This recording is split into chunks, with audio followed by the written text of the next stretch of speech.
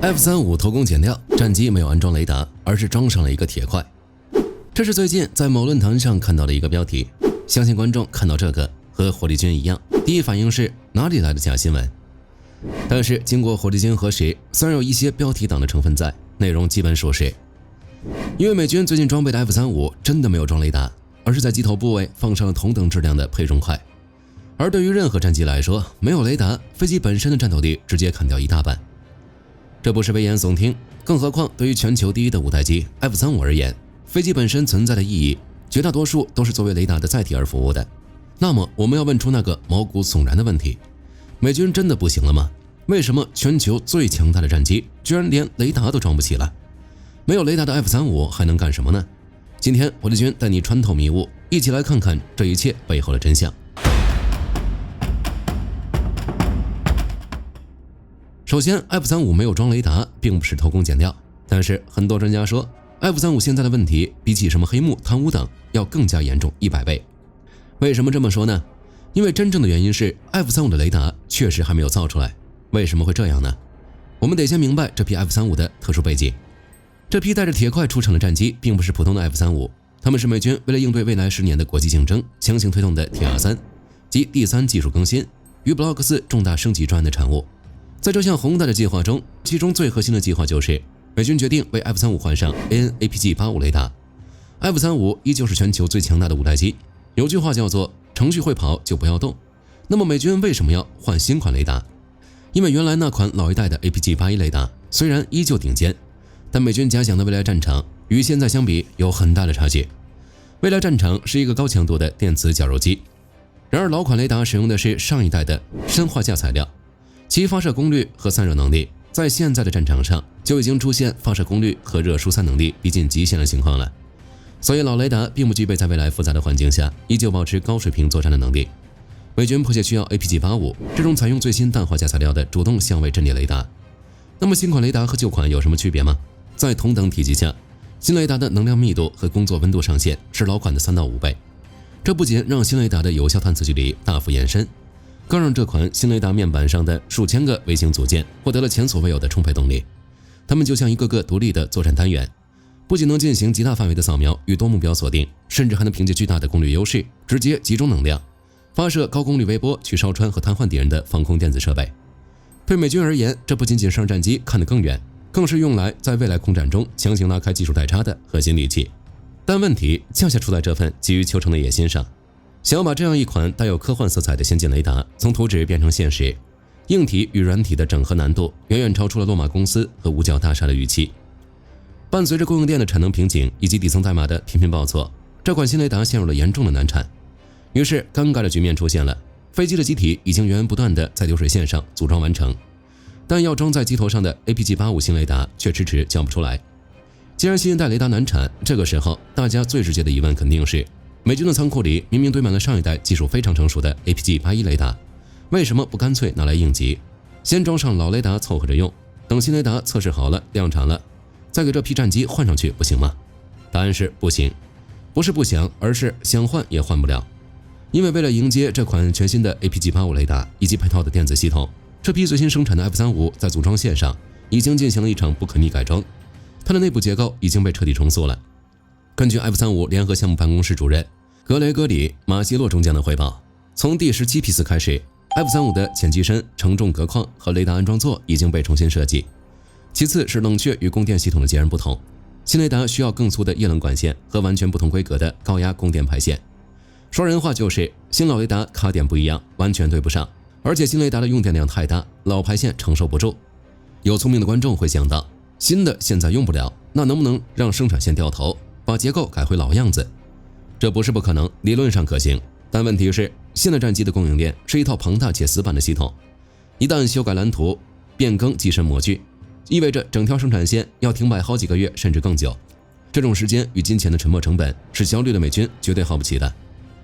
於是 F-35陷入了一個青黃不接的時代，老雷達裝不上，新雷達等不來，生產線又不能停， F-35只能硬塞着一塊重量相等的配重鐵塊來維持飛機的氣動與重心平衡。但是別忘了，這些 F-35不是生產後試飛一下就放在機庫裡老老實實等新雷達了。海軍陸戰隊已經接收了6架，空軍和海軍也會迎來無雷達版的 F-35。看到了嗎？這些 F-35是要正式列裝並參與行動的。那問題來了，熟悉五代機的觀眾都知道，沒有雷達 F-35不一定比 F-16更有用，甚至可能會淪為活靶子。那麼美軍要如何解決這個難題呢？還是說選擇自暴自棄呢？沒有雷達，那這架1億美元的第5代逆蹤戰機飛上天，難道真的只能當一個任人宰割的標靶嗎？美軍當然沒有那麼傻，為了讓 F-35在過渡期間也能具備一定的實戰價值，五角大廈給出了一個外掛：沒裝雷達的是看不見，那麼把這些戰機和有雷達的戰機混編不就行了嗎？自己成了盲人，但不妨礙領養一只導盲犬。這就不得不提到 F-35身上的另一項恐怖技術 MADL 多功能先进数据鏈。這是什麼東西呢？有很多觀眾會把 MADL 和 Link-16弄混。打個簡單的比方，就是這兩者本質上都是用來傳遞信息的，但是 F-35的 MADL 更具有私密性和隱蔽性。Link-16傳遞的是普通資訊， MADL 則是雷達信號、紅外目標、敵方電子特徵。通過這套極高寬帶、極低延遲的數據鏈系統，一架沒有雷達的 F-35完全可以跟一架帶着老雷達戰機組隊刷副本，而這架新飛機可以全程保持極度安靜，默默接收隊友傳來的數據。聽到這裡，你是不是覺得這種玩法科幻感拉滿，完美的繞過了新戰機沒有雷達的尷尬，甚至還豐富了編隊的戰術變化？很遺憾的是，這種解決方法其實是一把雙面刃。問題的關鍵是 F-35是為了大國對抗而生，無論是委內瑞拉還是中東，都是刷經驗的小怪。美軍專家其實也都清楚，這種玩法平時演習好用，在面对缺乏防空能力的對手時也勉強夠用，可面對擁有完整防空網絡的对手很難起到作用。為什麼呢？因為逆蹤戰機在戰場上的第一法則叫做電磁靜默。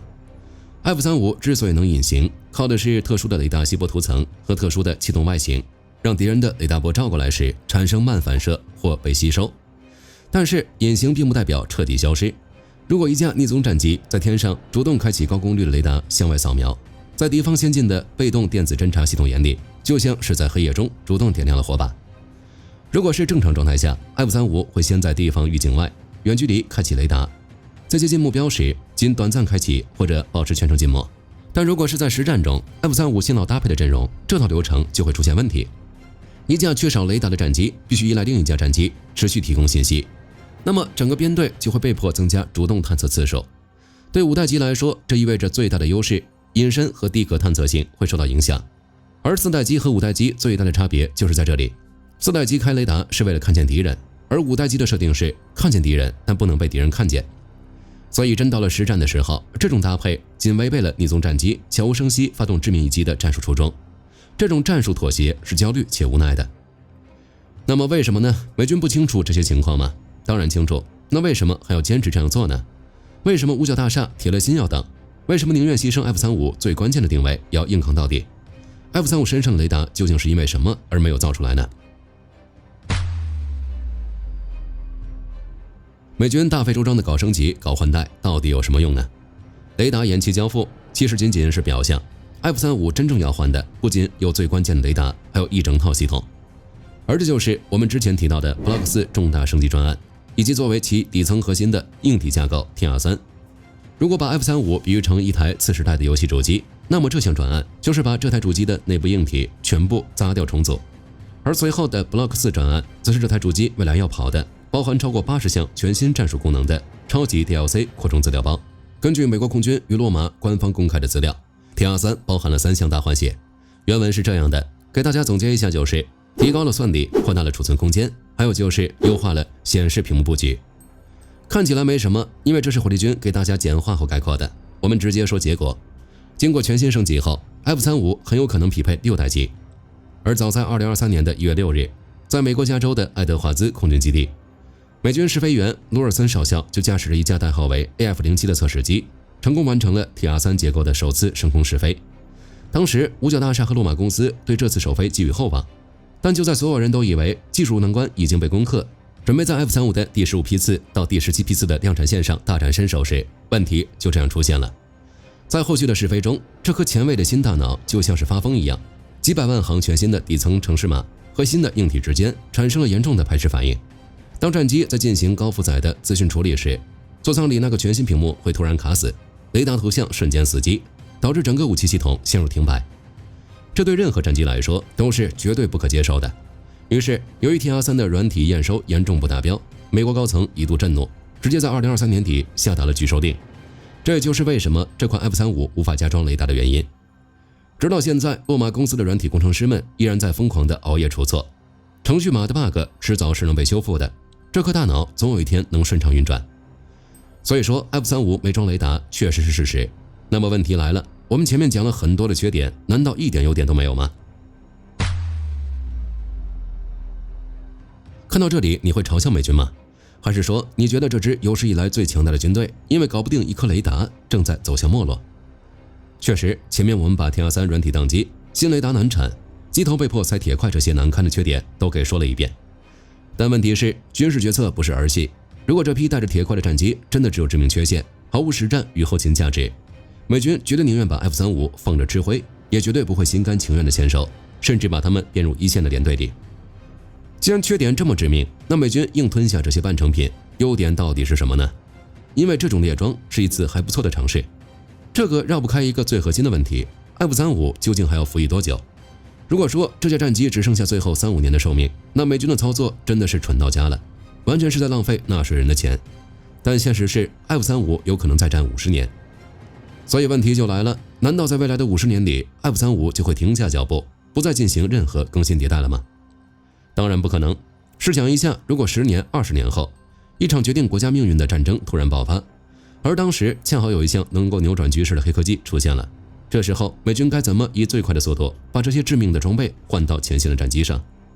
如果按照現在的邏輯，每次換雷達、換電腦都要把飛機大卸8塊，重新切割机首隔框，重新布線，再花幾年時间去修改飞控程式嘛，那等你把飞機改好，戰爭早就結束了。這就是 F-35核心部件和机体分離的優點。美軍折騰來折騰去，本質上是在給 F-35打造一套開放式通用架構。而一旦這套新架構徹底跑通，未來50年內 F-35再去升級任何雷達、任何新一代處理器，就不需要返厂，新設備拉到前線，維修團隊幾天就能完成一次全新升級。其實從美軍這些年的槍械上，比如 M 系列和走火也要採購的 P320，通過這些也能看出，未來美軍裝備整體走向就是更徹底的模塊化。當我們回過頭來再次審視 F-35機頭裡那塊看起來極其可笑的配重鐵塊時，你會發現，這架造價上億美金的逆宗戰機所遭遇的這一切難產、宕機與尷尬，從來都不是因為它落後，更不是因為美軍的軍工體系已經日薄西山。恰恰相反，它的悲劇或者說它的宿命在於它太想贏了。它試圖在今天讓自己成為一架屬於2036年甚至2046年的未來戰機。那塊塞在機頭裡的配重塊，其實就是向這種野心收取的一筆過路費。在科技基點真正到來之前，這架滿載着爭議的第5代戰機只好帶着那塊沉甸甸的鐵塊。好了，關於 F-35的故事今天就聊到這裡，別忘了按讚訂閱。還有一款戰機也是後配裝的雷達，被嘲笑為混凝土雷達，知道是哪一款戰機嗎？歡迎在留言區分享你的看法。我是火力軍，我們下期再見。好的，各位觀眾，今天給大家推薦一款 T 恤。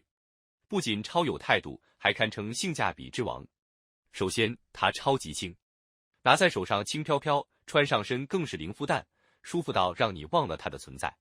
其次，面料具透氣，就像會呼吸一樣，就算在外面跑1天，也能保持乾爽，徹底告別黏膩感。